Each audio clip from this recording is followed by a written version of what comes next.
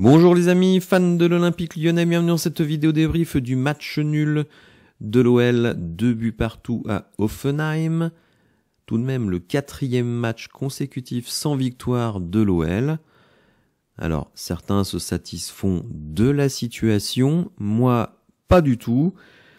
Je vais employer des mots assez durs dans cette vidéo, notamment vis-à-vis de Pierre Sage qui pour moi a manqué de respect à beaucoup de monde. Il a manqué de respect à la compétition, il a manqué de respect aux 1300 ou 1400 supporters qui ont fait le déplacement à Hoffenheim et qui se retrouvent avec un 11 titulaire franchement à la limite du scandale.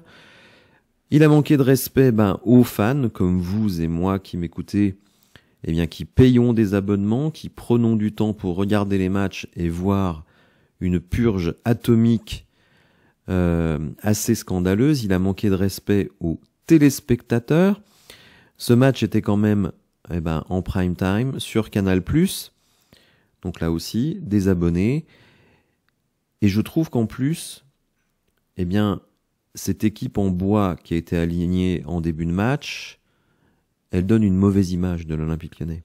Le vrai Olympique Lyonnais, c'est celui qu'on a vu à l'heure de jeu, quand des vrais joueurs de foot sont rentrés sur le terrain, et on fait la différence. Malheureusement, ils n'ont pas su préserver leur avantage, mais évidemment, on va revenir sur tous ces sujets. On regardera le déroulé du match, quelques statistiques et des déclarations. Mais vous comprenez, je suis pas très joasse après cette prestation. Alors vous le savez, je commente les matchs en direct et j'ai lancé un sondage pour savoir si les personnes qui regardaient le match avec moi étaient satisfaits de la composition de départ. Plus de 80%, je crois 82% au final n'étaient pas satisfaits, et ô combien je les comprends. Déjà, je m'étais exprimé sur les rotations. Évidemment, des rotations, il y en aura toujours. Tout simplement parce qu'il y a des effets de fatigue, parce qu'il y a des suspendus, parce qu'il y a des méformes, parce qu'aussi il faut donner du temps de jeu aux gens qui sont sur le banc. Mais, on sort d'une séquence de 3 matchs sans victoire. On se déplace à Hoffenheim à quelques jours du derby, et après ce derby, il y a une trêve internationale, ce qui veut dire que on a des internationaux, ça c'est pas de souci, mais on a des joueurs qui eux ne le sont pas. Et donc la gestion de la fatigue, la gestion de l'effectif, c'est normal, je ne critique pas ça. Mais ce qu'il faut savoir, c'est qu'on commence ce match avec 10 joueurs différents par rapport au précédent match à Lille. Donc, moi je veux bien qu'il y ait de la rotation, mais il ne faut pas non plus se moquer du monde. Pierre Sage, il a manqué de respect donc à la compétition, aux supporters, aux téléspectateurs, à ceux qui payent pour voir l'Olympique Lyonnais. Mais il a manqué aussi de respect d'une certaine manière à ses joueurs. Quand vous envoyez Orban et Mikotadze avec un milieu et des pistons qui n'ont jamais joué ensemble, faut pas s'étonner que la prestation elle est catastrophique. Par exemple, Orban, je suis pas un défenseur d'Orban, en plus parfois il a un comportement qui est discutable, mais vous le voyez hier, il prend 2 sur 10 dans l'équipe. Mais il ne reçoit pas un seul ballon. Alors oui, il y a du déchet technique, oui, ce n'est pas parfait, et tout ce que vous voulez. Mais si vous voulez relancer un joueur, lui donner confiance, il faut peut-être le mettre dans les meilleures conditions. Or là, je ne pense pas qu'il était dans les meilleures conditions. Sur ce que vous avez à l'écran, c'est un petit peu mensonger, puisque je pense qu'on devrait plutôt dire qu'on était en 3-4-1-2, c'est-à-dire avec Benrahma un peu en numéro 10 et nos 2 attaquants. Mais on a bien vu que pendant 1 heure, Orban et Mikotadze se marchaient sur les pieds, ne savaient pas comment se placer, et avec un milieu de terrain composé de Tessman et Cacré, comment voulez-vous leur donner des ballons corrects? Avec un piston comme Koumbedi, qui est un joueur à mon avis assez médiocre, n'ont pas reçu un seul bon ballon. Abner, alors oui, il met un but, Abner, il fait pas un si mauvais match que ça, mais c'est pas un créateur, Abner, bref.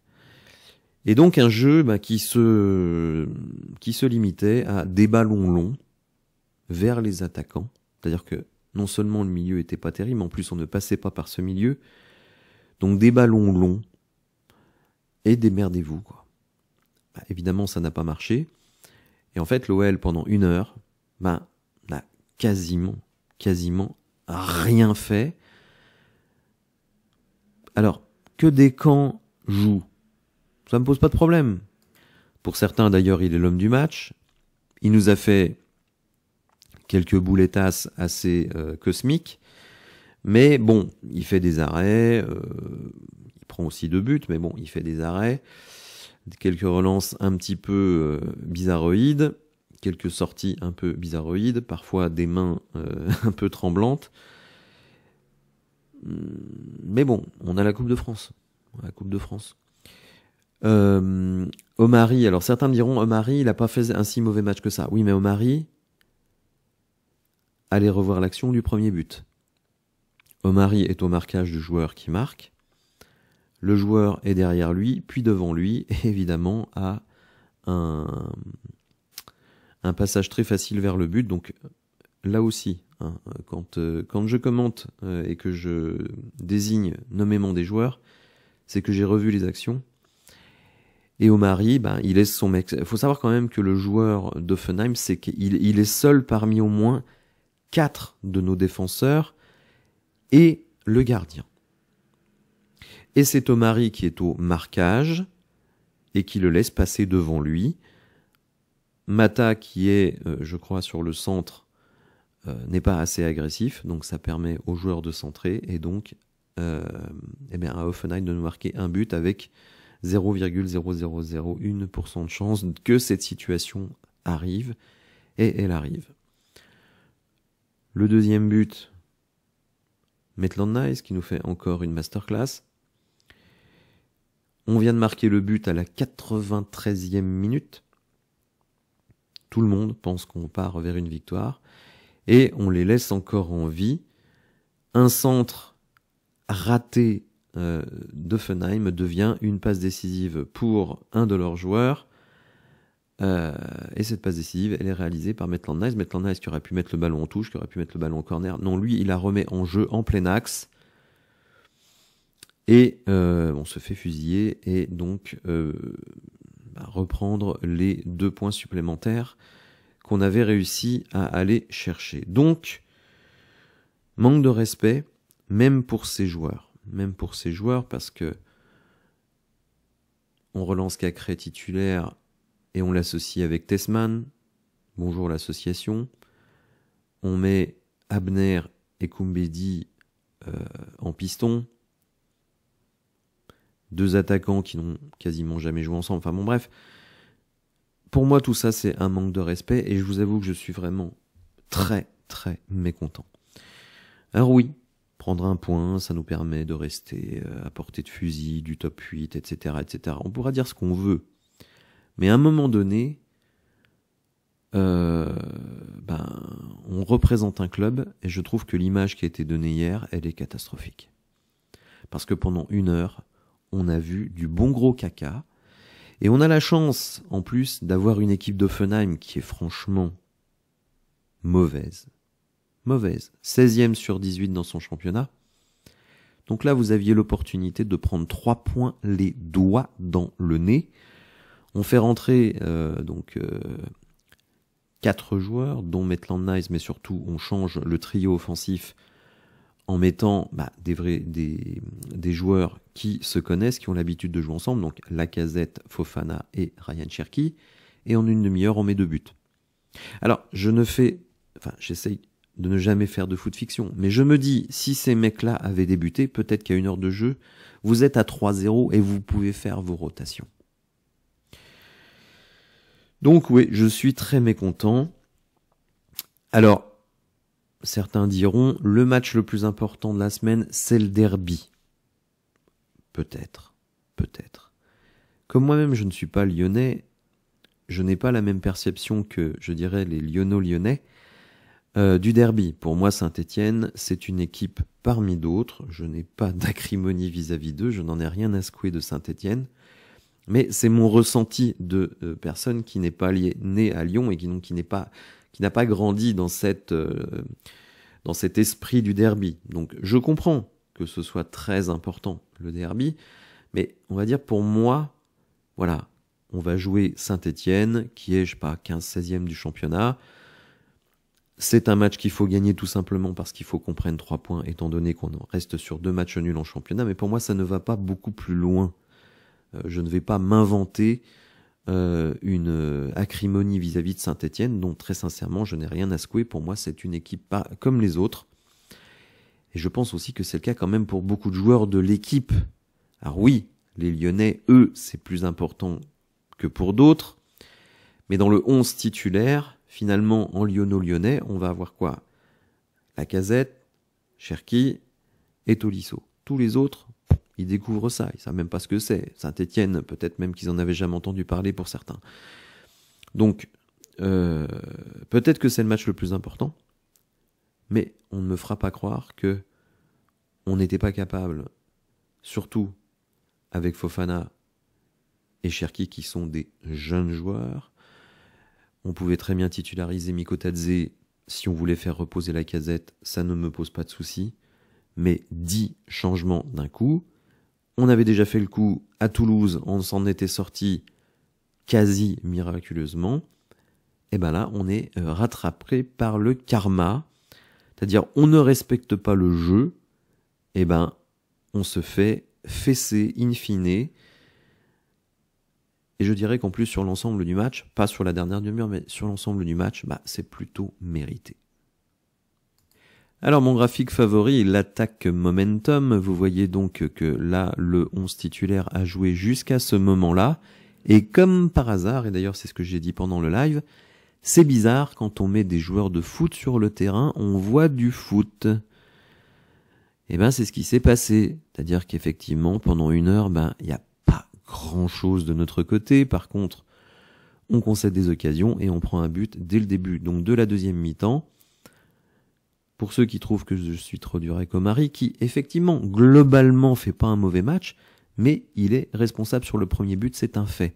Si on ne prend pas ce but, on fait rentrer nos offensifs et peut-être qu'on gagne le match sans trop de difficultés. Donc vous voyez, aux entrants à la 60e, changement total de scénario, même s'il y a eu un coup de mou d'ailleurs qui était assez décevant puisque on venait de revenir au score, donc on pouvait s'étonner qu'après ce sera quand même moins intéressant de la part de l'OL et on se fait attraper au tout dernier moment alors que Lacazette nous avait permis de prendre l'avantage, mais à un moment donné, quand vous respectez pas le jeu, eh bien, vous le prenez en boomerang.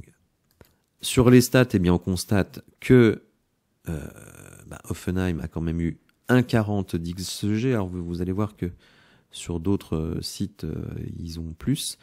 0,98 pour l'OL, parce que le but de Lacazette, il est quand même très très compliqué.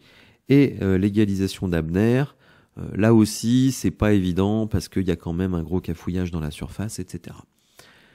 On donne quand même 18 tirs, on concède 18 tirs, donc plus vous concédez de tirs, plus vous allez prendre de buts. Vous voyez que l'ami Descamps a dû faire 9 arrêts. Alors que le gardien d'en face n'en a fait qu'un. Bon, franchement, ce qu'on a vu hier, moi j'ai trouvé ça très déplaisant. D'ailleurs, je remercie tous ceux qui sont venus suivre le match avec moi. On a pu quand même se distraire un peu, rigoler, et notamment sur certaines petites anecdotes du match. Et ceux qui étaient là dans le live pourront sourire par rapport à Gendré, puisqu'on a donné des anecdotes assez rigolotes sur ce joueur. On va regarder le classement, parce qu'effectivement, en classement, ce n'est pas catastrophique. On est 9e à 2 points de la 8e place. Vous savez que le top 8 est qualifié automatiquement. Mais effectivement, ce match nul rajoute à une dynamique de 4 matchs sans victoire. Alors Olympique Lyonnais nous apprend que Rémi Descamps sera le gardien aligné en Coupe de France. Alors est-ce que ce sera lui si on va en finale? Je miserai pas ma chemise. Et donc là, on revient sur les 4 victoires consécutives. Donc on va passer sur le compte de notre ami Data OL. Alors, l'OL n'a remporté qu'un seul de ses 5 matchs sans Corentin Tolisso. Titulaire, il est rentré à la 80e minute dans ce match.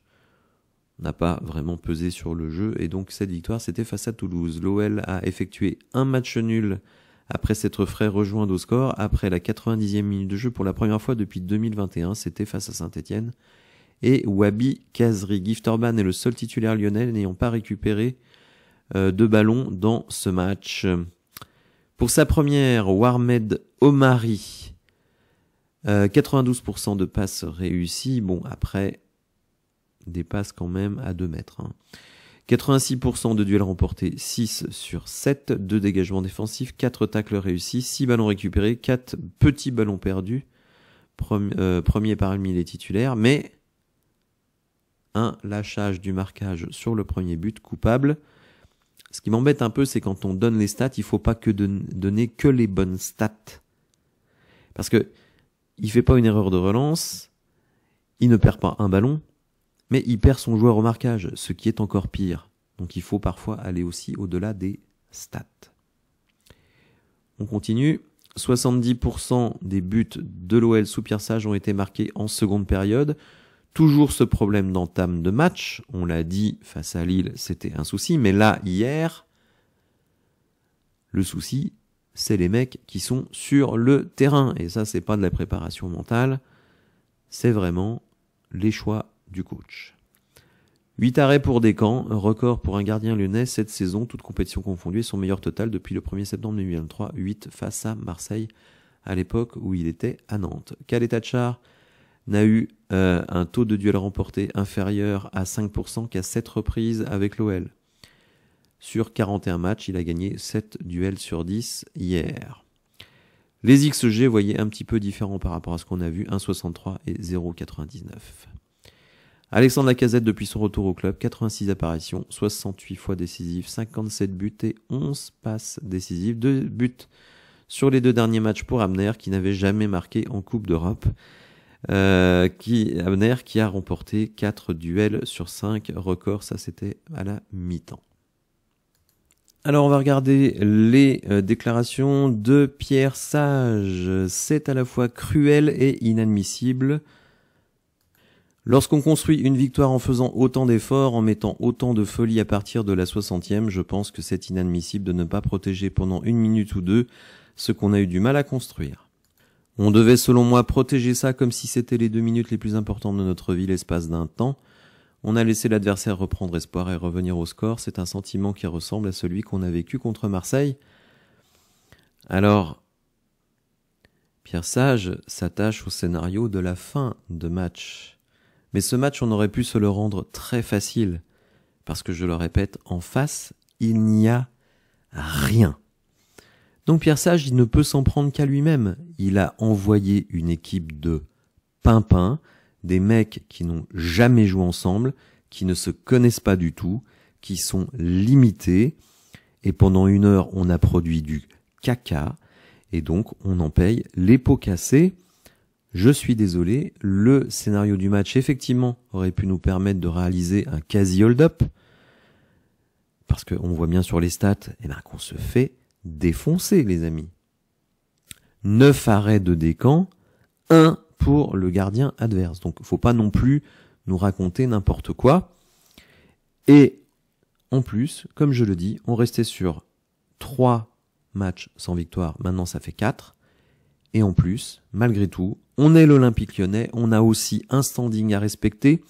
On nous casse les pieds en se disant l'ADN européen est patati et patata et on envoie une équipe de trompettes. On passe pour des bouffons pendant 1 heure sur Canal+. Alors, dans les matchs de Ligue 1, on passe sur DAZN. Il y a 500 000 abonnés. Sur Canal+, il y en a 5 millions. Donc, ça fait quand même 10 fois plus.